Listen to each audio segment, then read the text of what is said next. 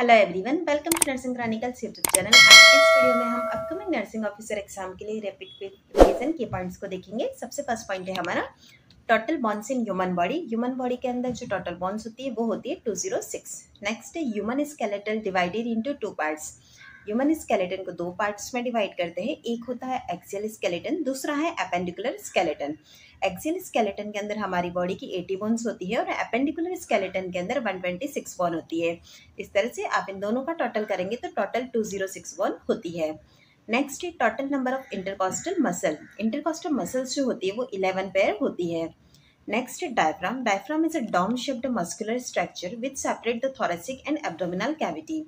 Diaphragm का जो structure होता है वो डोम शेप्ड का होता है। यह हमारी बॉडी की कैविटीज जो होती है थोरेसिक और एब्डोमिनल कैविटी, इनको सेपरेट करता है। इसी के साथ ही रेस्पिरेशन में भी हेल्प करता है। नेक्स्ट है हमारा fasciotomy. Fasciotomy can be done to relieve pressure within the compartment syndrome. Compartment syndrome में जो प्रेशर होता है उसे रिलीव करने के लिए फेशियोटोमी का किया जाता है। नेक्स्ट पॉइंट है हमारा all the substances entering in the brain is filtered by endothelial cell and astrocyte. Brain के अंदर जो भी सब्सटेंस एंटर करते हैं उन्हें फिल्टर किया जाता है और यह जो फिल्ट्रेशन होता है वो हमारा ब्लड ब्रेन बैरियर के थ्रू होता है। इस फिल्ट्रेशन की वजह से जो टॉक्सिक सब्सटेंस या पैथोजेंस वगैरह है वो ब्रेन पर अटैक नहीं कर पाते हैं। नेक्स्ट है Gomez classification. Gomez classification one of the earliest symptom for classifying protein energy malnutrition in children based on percentage of expected weight for age. सबसे फर्स्ट गोमेज क्लासिफिकेशन जो है वो क्लासिफिकेशन हमारा होता है पीईएम के लिए, प्रोटीन एनर्जी माल nutrition के लिए चिल्ड्रंस के अंदर। यह सबसे फर्स्ट अर्लीस्ट सिम्टम है क्लासिफिकेशन का पीईएम का। उसके बाद यह हमारा बेस्ट होता है percentage of expected weight for age. Weight for age का जो क्लासिफिकेशन है वो गोमेज क्लासिफिकेशन है और यह पीईएम के लिए क्लासिफाई करता है। नेक्स्ट पॉइंट है हमारा, यहाँ पर आप इमेज के अंदर शाकिर टेप देख रहे होंगे। यह मेटापेराम सर्कमफेरेंस को मेजर करने के लिए यूज में लेते हैं। इसका जो रेड वाला पार्ट है, अगर हमारा जो MUAC है वो रेड के अंदर आ रहा है तो यहाँ पर कंडीशन है हमारा सीवियर एक्यूट माल न्यूट्रिशन का। अगर येलो के अंदर आ रहा है तो यहाँ कंडीशन है मॉडरेट एक्यूट माल न्यूट्रिशन का। लेकिन अगर ग्रीन के अंदर है तो यहाँ पर कोई भी माल न्यूट्रिशन नहीं है। अब इसका रेंज भी देख लेते हैं, रेड, येलो और ग्रीन के अंदर कितना कितना होता है।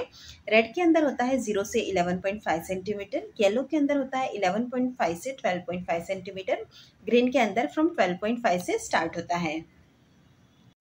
नेक्स्ट पॉइंट है हमारा to prevent clot formation during hemodialysis the dialysis system requires anticoagulation. This is usually done by heparin.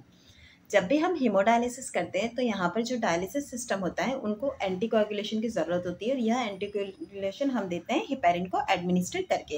Heparin administer करने से क्लॉट फॉर्मेशन जो होता है उससे हम प्रिवेंट कर सकते हैं। नेक्स्ट पॉइंट है हमारा विल्म्स ट्यूमर, जिसका दूसरा नाम है नेफ्रोब्लास्टोमा। विल्म्स ट्यूमर जो होता है वो most common paediatric renal cancer है। नेक्स्ट है HC and CC become almost equal by 1 year of age and after that CC exceeds HC। Head circumference जो होता है हमारा और चेस्ट सर्कमफेरेंस, यह दोनों ही at the 1 year of age जो होते हैं इक्वल होते हैं। इसके बाद क्या होता है कि चेस्ट सर्कमफेरेंस जो है वो हेड सर्कमफेरेंस से ज़्यादा बढ़ना स्टार्ट हो जाता है। यहाँ पर बात आई है हेड सर्कमफेरेंस और चेस्ट सर्कमफेरेंस की, तो आपको इसको मेजर कैसे करते हैं वह भी पता होना चाहिए। चेस्ट सर्कमफेरेंस मेजर करने के लिए at the level of nipples in mid inspiration हमें मेजर करना होता है। हेड सर्कमफेरेंस मेजर करने के लिए हमारा जो टेप है उसे हम ऑक्सीपिटल का जो प्रोट्रूडेड पार्ट है बैक साइड वहाँ पर रखेंगे और इसके साथ ही जस्ट हम कवर करेंगे सुप्रा ऑर्बिटल वाला रिच। इस तरह से हम हेड सर्कमफेरेंस को मेजर करेंगे। नेक्स्ट है लार्ज और स्मॉल हेड सर्कमफेरेंस। अगर किसी बेबी का हेड सर्कमफेरेंस लार्ज है या स्मॉल है तो कौन सी कंडीशन के अंदर होता है, माइक्रोसिफेली होगी तो वहाँ पर हेड जो है वो स्मॉलर साइज का होगा जितना एवरेज होता है उससे। मैक्रोसिफेली के अंदर हमें हेड लार्जर देखने को मिलेगा एवरेज साइज के अकॉर्डिंग। नेक्स्ट पॉइंट है हमारा total lung capacity in newborn. Newborn के अंदर टोटल लंग कैपेसिटी कितना होता है तो 120 से 150 ml के बीच में होता है। नेक्स्ट पॉइंट है हमारा टाइप्स पेल्विस। पेल्विस जो होता है 4 तरह का होता है। एक है गायनेकॉइड, एंड्रॉइड, एंथ्रोपॉइड और प्लेटिपेलॉइड पेल्विस। गायनेकॉइड पेल्विस का शेप होता है राउंड शेप का, एंड्रॉइड पेल्विस का शेप है हार्ड शेप का, एंथ्रोपॉइड जो है वो एंटीरियर पोस्टीरियर ओवल शेप का होता है, प्लेटिपेलॉइड जो होता है वो ट्रांसवर्स ओवल शेप का होता है। नेक्स्ट पॉइंट है हमारा azotemia. Azotemia is characterised by abnormally high levels of nitrogen containing compounds in the blood.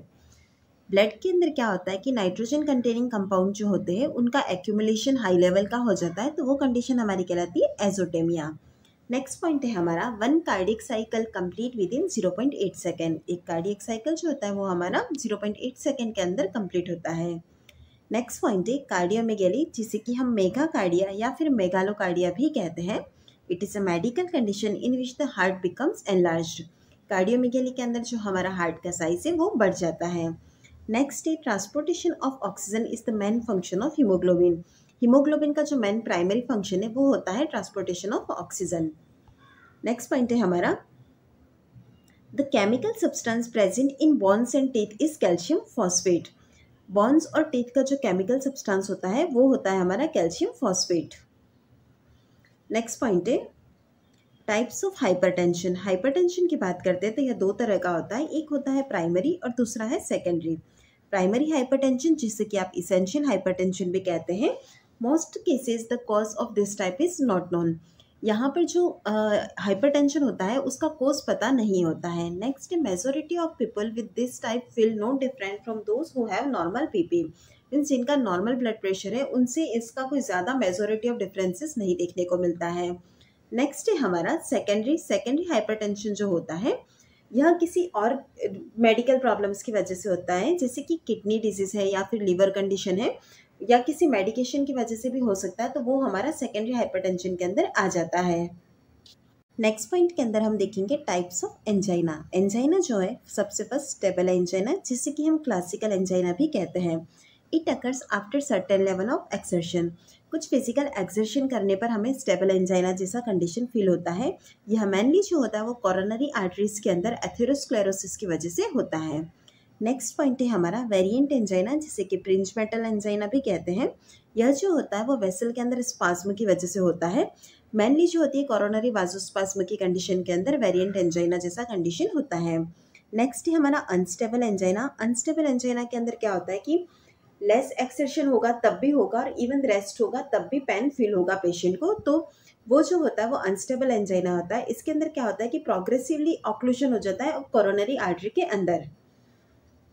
Next point है हमारा diaphragmatic hernia is the contraindications for BMV because it further increases the intrathoracic pressure and respiratory compromises will be there.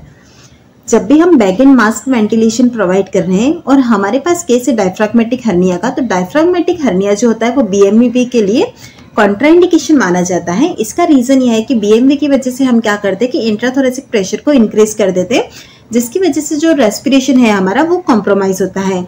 इसीलिए आपसे question में भी पूछा जाता है कि बीएमवी का कॉन्ट्राइंडिकेशन कौन सा है, तो डायफ्राग्मेटिक हर्निया आपका वहां पर राइट आंसर होगा। नेक्स्ट है हमारा Apert syndrome. Apert syndrome is a rare genetic disorder that occurs when the bones in the skull fuse together sooner than normal. Appert syndrome एक रेयर जेनेटिक डिसऑर्डर होता है। उसके अंदर क्या होता है कि स्कल की जो बॉन है जो नॉर्मली फ्यूज होनी चाहिए उससे पहले ही फ्यूज हो जाती है, तो उस कंडीशन को हम कहते हैं एपर्ट सिंड्रोम। नेक्स्ट है in meconium aspiration, bag and mask ventilation will further increase the risk of aspiration. अगर हमारे पास मेकोनियम एस्पिरेशन वाला केस है, वहां पर अगर हमने बैक एंड मास्क वेंटिलेशन जो है बीएमवी उसे अप्लाई किया है, तो यहाँ पर हम रिस्क ऑफ एस्पिरेशन के चांसेस को और इंक्रीज करते हैं। नेक्स्ट पॉइंट है हमारा endometrium of pregnant uterus is known as decidua. Pregnancy के अंदर जो एंडोमेट्रियम होता है उसे हम कहते हैं डेसिडुआ। नेक्स्ट पॉइंट है हमारा types of white blood cell. WBC के टाइप्स जो है उनको हम देखेंगे। सबसे फर्स्ट तो यह 2 टाइप की होती है, एक है ग्रेन्युलोसाइट, दूसरी है एग्रेन्युलोसाइट। ग्रेन्युलोसाइट जो होती है उसे फर्दर 3 टाइप्स के अंदर डिवाइड करते हैं, एक न्यूट्रोफिल, इओसिनोफिल और बेसोफिल। वहीं अगर बात करते हैं एग्रेन्युलोसाइट की, तो उसके अंदर आता है लिम्फोसाइट और मोनोसाइट। न्यूट्रोफिल जो होती है वो हमारा फेगोसाइटोसिस जो होता है उसके अंदर हेल्प करती है। इओसिनोफिल जो होती है वो फाइट करती है पैरासाइटिक इन्फेक्शन के अगेंस्ट। बेसोफिल जो होती है वो प्रोड्यूस करती है इन्फ्लामेटरी और एलर्जिक रिएक्शंस को। अब हम देखेंगे लिम्फोसाइट्स को। लिम्फोसाइट्स जो होता है वो प्रोड्यूस करती है स्पेसिफिक इम्यून रिस्पॉन्स। मोनोसाइट्स जो है वो fight of bacteria, viruses and fungi. Lymphocyte जो है हमारी उसे फर्दर और डिवाइड किया गया है। यह जो होती है वो 3 टाइप की होती है, एक है बी लिम्फोसाइट, टी लिम्फोसाइट और natural killer cell. Next point है हमारा shoulder roll brings posterior pharynx, larynx and trachea in a line and it will facilitate breathing in newborn baby and will also help in easy intubation. जिन्होंने भी NICU में काम किया है उन्हें पता होगा कि न्यूबॉर्न बेबीज जो होते हैं उनके अंदर रेस्पिरेटरी डिप्रेशन वाला कंडीशन कॉमनली हमको देखने को मिलता है। तो वहाँ पर जो होता है शोल्डर के नीचे शोल्डर रोल रखने को कहते हैं। ऐसा इसलिए कहते हैं ताकि हम उनका जो पोस्टीरियर फेरिंक्स है, लैरिंग्स और ट्रेकिया तीनों को एक ही लाइन में ला सके, और इससे क्या होता है उनका ब्रीदिंग जो है वो फैसिलिटेट करता है। इसी के साथ ही अगर हमें इंट्यूबेशन करना तो यह शोल्डर रोल जो होगा हमें इजीली इंट्यूबेशन में भी हेल्प करता है। Next, ferrous sulphate is also the most easily absorb form of iron and most widely used iron preparation. Iron deficiency anaemia के अंदर ज़्यादातर ऑरली आयरन प्रिस्क्राइब किया जाता है। इनके जो अलग अलग प्रिपरेशंस होती है उसके अंदर मोस्ट वाइडली यूज्ड जो होती है वो होती है फेरस सल्फेट। फेरस सल्फेट एक मोस्ट वाइडली यूज्ड प्रिपरेशन भी है। इसी के साथ ही यह हमारी बॉडी के अंदर इजीली एब्सॉर्ब भी हो जाती है। Next, decrease in level of oestrogen is a cause of hot flashes. Hot flashes का कॉज होता है कि एस्ट्रोजन का लेवल जो है वो डिक्रीज हुआ है। Next, the gold standard for the treatment of hot flashes is estrogen administration. जैसा कि आपने देखा ही है कि एस्ट्रोजन का लेवल डिक्रीज होता है, उसकी वजह से हॉट फ्लैशेस होता है। तो इसका जो ट्रीटमेंट होगा उसका गोल्ड स्टैंडर्ड ये है कि हम एस्ट्रोजन को एडमिनिस्टर कर दें। नेक्स्ट पॉइंट है हमारा, fertilization occurs at the ampullary part of the fallopian tube. Fallopian tube जिसे कि आप ओविडक्ट भी कहते हैं, उसका जो एम्पुलरी पार्ट होता है वहाँ पर फर्टिलाइजेशन होता है। नेक्स्ट पॉइंट है हमारा टाइप्स ऑफ इम्यूनोग्लोबुलिन। इम्यूनोग्लोबुलिन जो होते हैं 5 प्रकार के होते हैं। सबसे फर्स्ट है IgG, सेकंड है IgM, थर्ड है हमारा IgA, फोर्थ है IgD और फिफ्थ है हमारा IgE। अगर इनके मॉलिक्यूलर वेट की बात करते हैं हम तो सबका याद रखने की ज़रूरत नहीं है, लेकिन IgM जो होता है उसका मॉलिक्यूलर वेट सबसे ज़्यादा होता है, इसीलिए इसे मैक्रो इम्यूनोग्लोबुलिन भी कहा जाता है। नेक्स्ट है क्रॉसेस प्लेसेंटा। IgG जो होता है वो प्लेसेंटा को क्रॉस करता है, बाकी के सारे जो होते हैं वो प्लेसेंटा को क्रॉस नहीं करते हैं। नेक्स्ट है फॉर्म ऑफ इम्यूनोग्लोबुलिन। इम्यूनोग्लोबुलिन के फॉर्म की बात करते हैं। IgM का जो स्ट्रक्चर होता है वो पेंटामेर होता है और IgA का डायमेर होता है। इसके अलावा जो तीनों है उनका मोनोमेर है। नेक्स्ट है total percentage of immunoglobulin in serum. Serum के अंदर परसेंटेज की बात करते हैं तो सबसे ज़्यादा IgG का होता है जो कि 80% है। उसके बाद आता है हमारा IgA का जो कि अप्रॉक्स 13% है। IgM जो है वो 6% है और IgD और IgE जो है वो लेस देन 1% होते हैं। नेक्स्ट है हमारा हैवी चेन और फिक्स्ड कॉम्प्लीमेंट से रिलेटेड अभी तक तो कोई क्वेश्चन पूछा नहीं गया है। नेक्स्ट क्वेश्चन आता है हमारा फंक्शंस पे। फंक्शन की बात करते हैं तो IgG जो होता है वो present during secondary immune response. IgM जो प्रेजेंट होता है वो होता है during primary immune response. IgA provide protection on respiratory and urogenital surface. IgD B cell receptor binding होता है।